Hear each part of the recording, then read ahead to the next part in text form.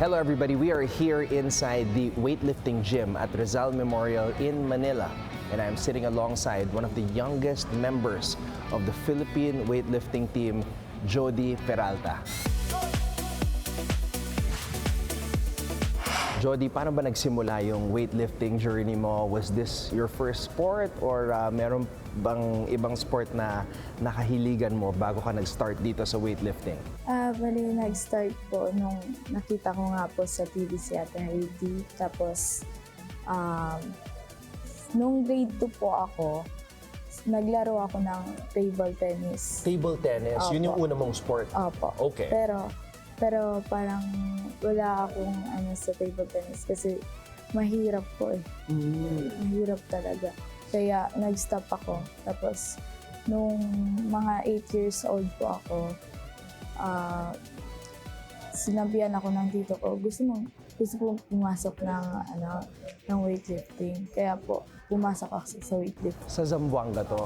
Okay. Sa mismong gym ni Ate Heidi sa Mampang. Wow!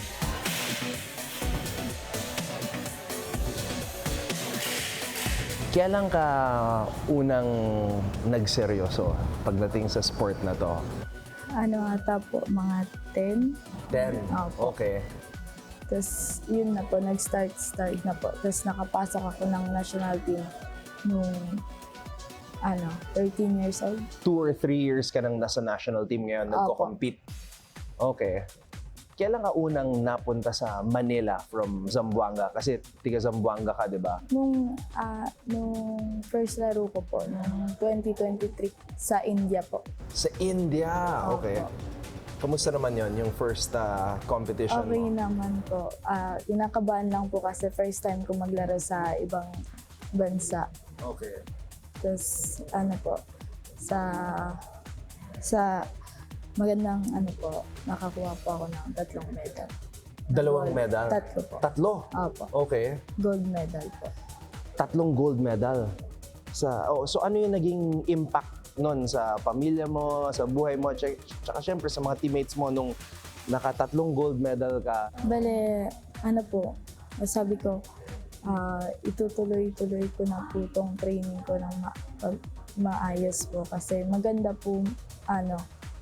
ang pumunta sa iba't ibang lugar. Kwento mo naman sa amin yung experience mo sa Kazakhstan, naka-5 medals ka. How was the experience over there? Okay naman po. Kinakabahan lang po ako kasi bumaba po kasi ako. Bale, bumaba pa yung mga weight namin lahat. Okay. 55 to 53 po. Kaya medyo kinakabahan ako dun. Kasi 2 kilo po talaga yung binawas. Tapos kakatapos lang din po ng laro namin nung Dumaguete. Okay. Tapos mga weeks or month, nag-compete kami sa Kazakhstan. Tuloy-tuloy. So from Dumaguete to Kazakhstan? Opo. Okay. Yes. Maganda naman po yung kinalabasan. Nagkaroon naman din po yung medal.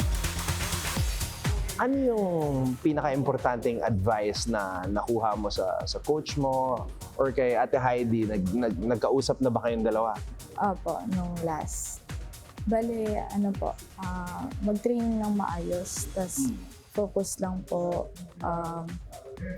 Wag po yung pagdating sa laro, wag po muna mag-enjoy. Bale, pagkatapos na ng laro para maging okay yung talaga. Okay.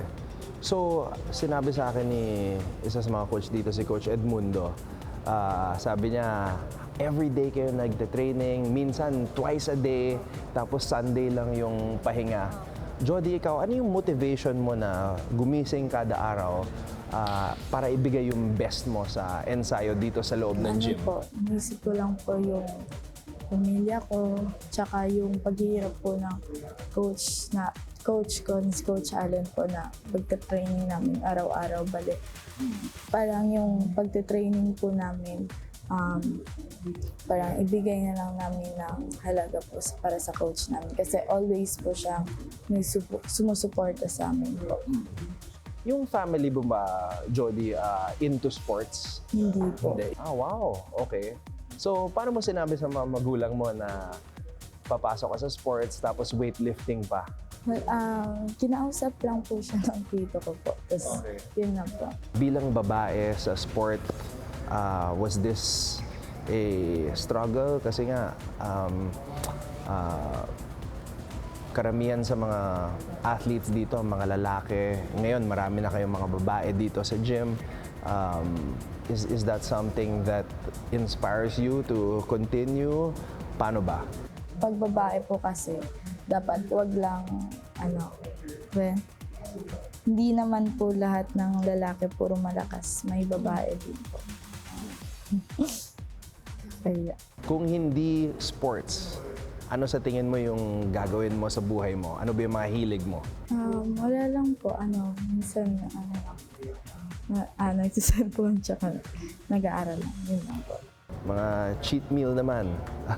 Ano yung mga hilig mo in terms of yung cheat meal and how many can you have in a week? Madami po. Madami. Okay. Ano yung pinaka-paborito? Milk tea. Milk tea! mga ilang beses sa isang linggo kayo pwede mag-milk tea? Depende lang po. Minsan dalawa or isa. Tapos mga ice cream. Sabi ni Yan, 5 daw. Huh? So, milk tea, ice cream. Mga chicken po. Mga yung corn dog. Ganun. Okay. Pero panay dessert Okay. Okay, ito last, Jody. Anong mensahe mo sa mga young girls na halimbawa, hindi nila alam kung anong gusto nila gawin sa buhay at baka gusto nila mag-sports? Ano yung magiging message mo sa kanila na sumubok lang? Message ko po para sa kanila. Pag ano yung gusto nila sa buhay nila, dapat sundin nila. Huwag po silang magdalawang isip na pumasok sa gantong buhay. Kasi di po nila alam kung anong magiging future nila po sa kinabukasan po.